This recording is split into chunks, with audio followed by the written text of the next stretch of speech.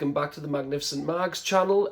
Just before I get underway with my preview of that damaging defeat against Brighton in our FA Cup exit, just want to say thank you very much for watching, taking the time to do so. Please continue to like, comment, share and subscribe to all the Magnificent Mags social media channels, and also my friends at NUFC 360, Magpie Ultras and Magpie 24/7. Thank you now and enjoy the video. Welcome back everyone. Yes, it's been an FA Cup exit. Newcastle were the last team to still be in both domestic cup competitions, but that dream's over. And what a frustrating afternoon it was. It was just so bad. Like, you know what though, I just felt like we had a good first half as well, but we hit the self-destruct button when it got to half-time. Again, I don't know what we say at half-time, but again, it's not even stringing results together at the moment. We had that 9-game run where we won every game. But really, you could say since the League Cup semi-final second leg, again, just our form's fallen off a cliff. It's just one of them things where anytime Newcastle United get to a cup final or have got anything significant coming up, all form and everything else that comes with it, including either injuries or red cards, just seems to rear its ugly head yet again. And yeah, going into it, some changes yesterday. Surprised to see Martin Dubravka back in, but I felt it was the right call. I did think, to be honest, he would stick with Nick Pope after he brought him in, because you probably need to give him minutes, get him up to match speed, ready for the final. But you know what? I feel like bringing Dubravka back in, Eddie Howe's realised that Pope's just not the player to do it. Yeah, we missed him 2 years ago and he would have made a difference, but I just feel Dubravka is the right call. And despite what happened for their winner yesterday, overall I felt he was one of our better players. I'll get into who they are in a moment, but yeah, made some changes, didn't he? He started with Dubravka, then we had the back four, Trippier, Shaw, Byrne and Tino at left back, and we've lost Lewis Hall. It seems Lewis Hall, Eddie Howe's confirmed, has went to see a specialist, and yeah, he played the whole game at Anfield, but it's worrying that he's not there. But I've got to say this, I did feel Livramento, till he was absolutely dead on his feet, was one of our better players, so I've got to give him credit for that. Tino did have a good game, but then he just couldn't run anymore. And yeah, going into the midfield, he played Lewis Miley. Tonali was in there. Bruno was rested. I'd said I think Bruno just needs to just be taken out the firing line for a bit and maybe just be rested on the bench, because he has played too much and his form hasn't really been there since the turn of the year. And yeah, and then Joe Linton. Joe Linton was back, brilliant to see. Joe Linton makes such a difference to win. You know what? I felt he played well until he got that yellow card, which wasn't a yellow card, and we'll get on to how bad the referee was. Shocking shit. And then, yeah, it was a front three of AnthonyGordon, Harvey Barnes on the right, and one AlexanderIsak. We thought he might have been out. He's a worry. You say Ratman, Cotton Wool, because we're not the same team without Isak, and our chances will basically be zero at Wembley if anything happens to him. But yeah, may have been more Eddie Howe subterfuge. He wasn't at Anfield. Was it tactical? Because I think he could have been trying to be targeting that game by Van Dijk and McAllister and that, trying to wipe him out, so he wasn't there for the final. So probably the right call. As I said in my last video in the preview, Anfield's not one of them places that's going to define our season. But the FA Cup should have been a lot of big hitters out, including Liverpool, Arsenal, Spurs and that. Man City and Villa were the two big teams left in. I think we were joint second favourites with Aston Villa behind City. But yeah, that opportunity's gone. We're the last team to still be in both domestic cups, but that's gone. We could have been one game from Wembley. It would have been a home tie against Forest or Ipswich, who played tonight. But you know what? It is what it is. It's done. It's done. Like, everything you could say now. I don't want to be too negative with Wembley. Do I still think we'll have a chance? Of course we do. But again, you know, like Liverpool don't need any favours. They're seasoned in winning cups like this. But losing Gordon, which I'll also get on, it was a massive blow. Massive blow that. It was just a moment of stupidity. But yeah, we'll start the game all right. Tino was good with Gordon on the left, who they both had a good first half, along with Joe Linton being back in there. He was making some good overlapping runs. Gordon obviously played it in to the box for Harvey Barnes, who came inside for an early chance, who cut back, crossed it in. Isak had it saved by the keeper, then hit the rebound over the bar. And then again, all we're attacking play was going down the left, because you know what, I think we're right side shit. Trippier didn't have that good of a game, and then we're offered nothing really in terms of Miley. Miley wasn't really at it. I know he's 18, so you can forgive him for that, but he didn't really make an impact. Didn't see too much of him. And then Jacob Murphy. Jacob Murphy's just been, well, he was shocking against Forest. Nothing at Anfield. And then again yesterday. You know what? The frustrating thing with Jacob Murphy is, yeah, he can have a good cross on him, and he put a couple of decent ones in yesterday, but sometimes they do hit the keeper. He's just like, it's a bit like Miggy 2 years ago. It was brilliant to see, but we badly need to upgrade our right winger, because sometimes he could beat the man and he doesn't, and then he loses possession unnecessarily, and then he always bottles challenges. It frustrates us so much, but when the ball's he bottles challenges. So yeah, that's why everything was going down the left, and why they were targeting our right hand side, because we've got nothing there. But Tino was great with Gordon again after that chance.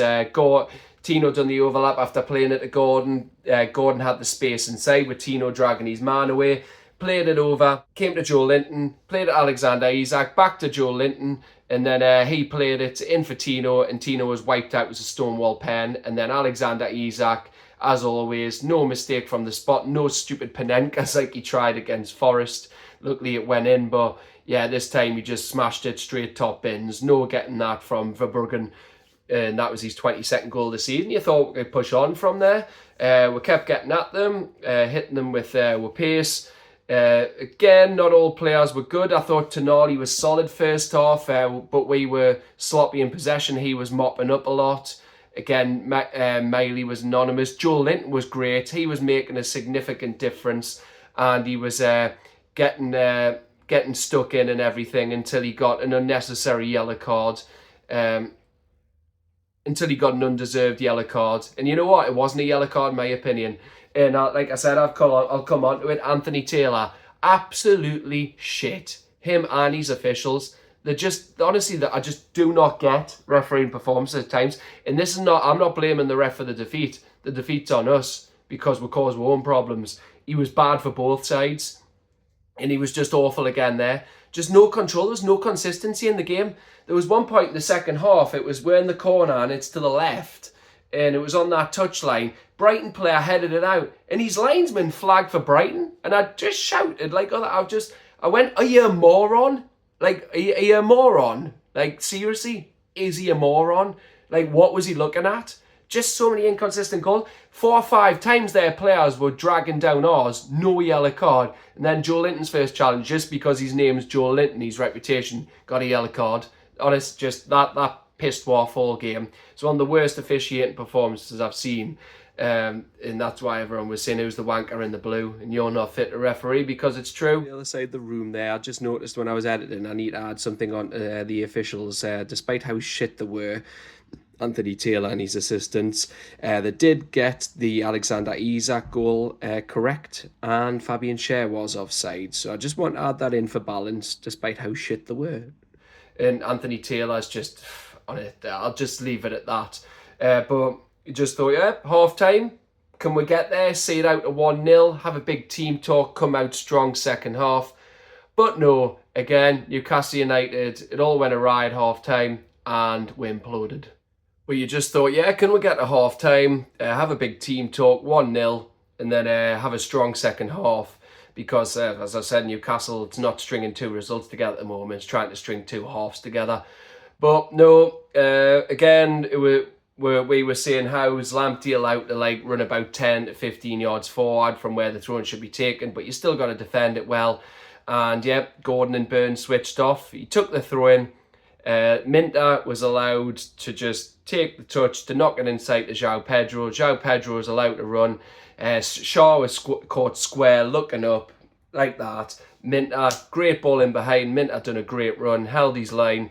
And you know what? Despite Trippier having a poor game, I'm not going to knock him for this. At least he was the only one trying. He tried to stop it, and that's probably what took it past Dubravka with a deflection. But at least he tried. I don't blame him for that. You would try and get in the way of it and try and stop the goal.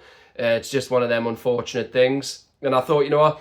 out who were good players before we imploded second half overall in the game. I just thought Dubravka, yeah, he was at fault for their winner. But, yeah, it's he just had a good game overall. Again, he gives you that confidence in the defence at the back. If you keep changing it, the defence will be a bit shaky. But Dubravka, he was good with possession. He done that brilliant save in the second half down to his right when that shot came in. That was, I think it was Angel Gomez who took it when it was laid off by Pedro. That was an excellent save, that. Yeah, he was at fault for the winner. The easiest option was to play it out to Matt Target at left back. He had the option there, but he tried to play a too clever pass to Tino Livramento. Tino couldn't keep it under control, and then they broke. And then obviously Solly March played into Welbeck, who you saw he dropped back, held his line well, and it was an excellent finish. He kind of like shoveled it, like it was like outside his right foot, but he like shoveled it under and somehow dinked it over Dubravka. It was a brilliant finish. And it's just irony of being down by an ex-Macam and a player we had to sell because of PSR. Now, Minter didn't celebrate. I was shocked by that because I wouldn't have blamed him for celebrating. He never played for it. But fair play to him. Just that shitty PSR will. Then it comes back to Harvey Barnes. If we didn't sign Harvey Barnes, is that like premium signing? Because again, he started and done absolutely nothing. He's just an impact sub, but I wouldn't be surprised to see him go in the summer. We could have kept one of Anderson or Minter, and again Minter. Minter didn't do too much yesterday, but he still got the goal, and that goals are massive, and it's more than we done. And look, I know Murphy's had a good season, but I'd much rather have seen young Minter on there than Murphy. But yeah, we imploded second half. Fabian Schär, he hasn't really had that strong of a season anyway. He was just awful all game. There was one point in that second half where we got away with it, where him and Byrne trying to pass it between them, and we got away with Dubravka saving it. I don't know what they were doing at times, honestly, but I'll say Dan Byrne, he was probably our best player. He was. The fact that he chucked himself in front of everything, and again, it's one of them. I think he's not good in possession, but you know what? He'd done so many blocks and last-ditch tackles to save us yesterday, and he was dead on his feet for a 6'7" man, 6'7" man. Sorry, 6'7" 6'7" man. Dan Byrne was just a colossus, and it felt like he was doing the rest of the defence's job at times because he was a one-man team back there. Trippier didn't have a good game, then obviously he went off. Tino moved to right back, but he was dead on his feet. Shaw was bad all game. And again, it's sad to say I love Shaw, but I just think his best days are done. So we need a good centre-half, and we're badly missing Botman. If Botman's not there for the final, just like yesterday, I don't think we'll win it. That's me being honest. Sven Botman's massive miss, but it's just typical Newcastle, this. Anytime we've got something significant coming up, I mean, this could have, like I said, this could have been good. Both cups working in tandem, trying to keep, and then we're in the race for Champions League, trying to keep all three competitions alive. A better option than the League Cup, you could say, in terms of the teams left. But again, when we've got, it seems like the easier run, we would have avoided Man City in that draw last night and Villa. So you could have said it would have been a much better chance of winning that with the teams who went out, and City could go out to Bournemouth, couldn't they? So again, it's just a chance missed. Whenever something significant comes up for Newcastle, again, like 2 years ago, it's a carbon copy, a red card, injuries to key players at the wrong times. Obviously, Isak's fine, but his groin's touch and go. Got to be careful. Joe Linton's only just back. Then you've got obviously Tino's dead on his feet. Well, lost Lewis Hall, who could be going to see a specialist. And then we'll get onto it. AnthonyGordon, what was he doing? What was he doing? Look, I love the bloke. He's been a great signing for it. But since that League Cup semi-final second leg, like a lot of them, you don't want to blame the cup final, but other minds being on that. But AnthonyGordon hasn't been good for a while. And I love the guy. He's been great. As I said loads of times just there. He's been great for it. But he was brain dead yesterday for that. And you know what? Do I think it was intentional to push him in the face? No. But was the intent there to push the player? Yes. Yes, Van Heck has a big lad and he made a meal of it. But all of us, as soon as he went down, like when we saw, went like that, up here like that, we said red card. It's a red card. Don't bother appealing it. It's just one of them. Isak, he was blown for offside. So Isak was blown for offside. So, but Gordon continued running, and yes, Van Hecker was like that, pulling his shirt. But that happens all the time in the game. People like players like have a kick out at you, they'll pull your shirt, all this, they'll hold on to you.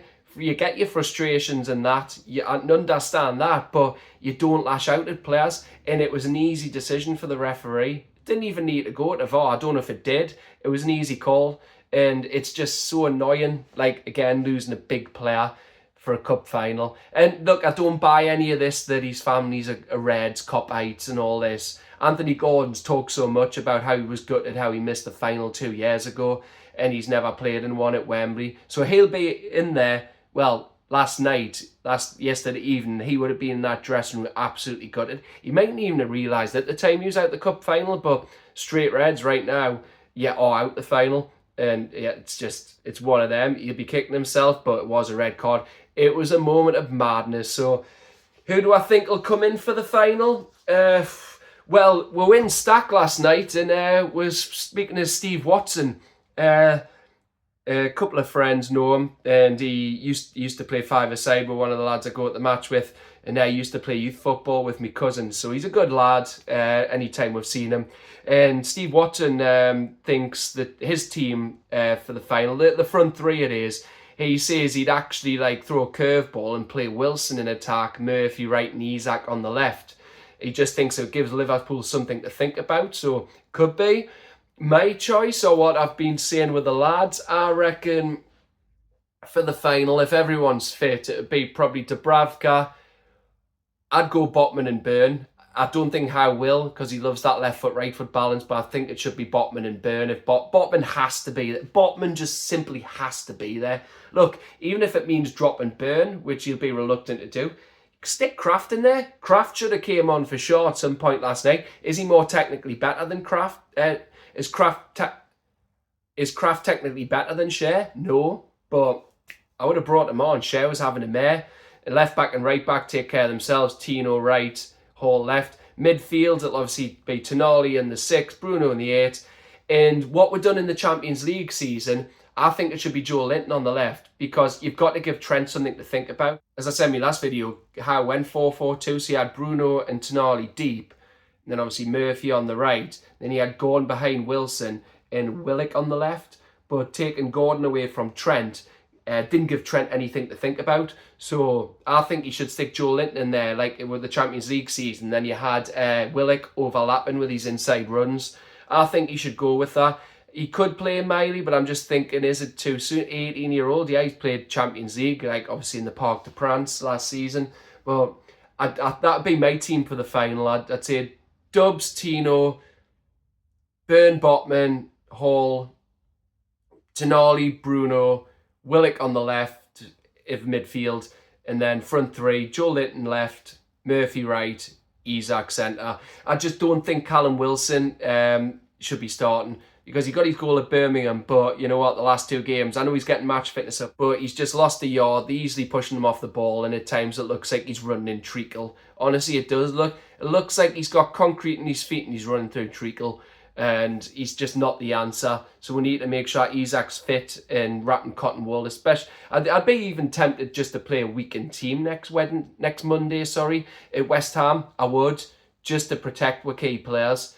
But again, I know Champions League still on the cards. That's not over. But I'm not going to be too downhearted though after this. You've just got to think of this. Look, we're out. Can't worry about it. Good luck to the rest of the team still in there. And it's made a decision. Gordon's not there. So on the left, as I said, I'd go with Joe Linton. And then if we need an impact sub, bring Barnes on. Do not start Barnes in the final. But it might just refocus minds. We haven't got the FA Cup to fall back on. The players can't think, oh, that's done, we've got that one. The full focus now has to be on winning that Carabao Cup. And yes, Liverpool will probably win that 4 times out of 5, 9 times out of 10, whatever you like. But we're going there, and you still got to believe, as I said in my last video, if you go there and you don't think we can win this, just don't bother going to London or hand your ticket to someone else. We've got a chance. We've still got a chance. And you know what? Things can happen between now and then. Liverpool have got 3 games between now and then. They've obviously got the league game at the weekend, and coming up this midweek and next midweek they've got the Champions League games against PSG. And yes, the second leg's at Anfield, but you know what, a tough game against PSG. So anything could happen. They could get injuries. We'll just have to wait and see. But we've got to go there with belief. Doesn't change it. We can go there and end the trophy drought. And when that monkey's off our back, you'll see a different team. But Eddie Howe, again, yeah, he made his subs yesterday, but it comes back to it.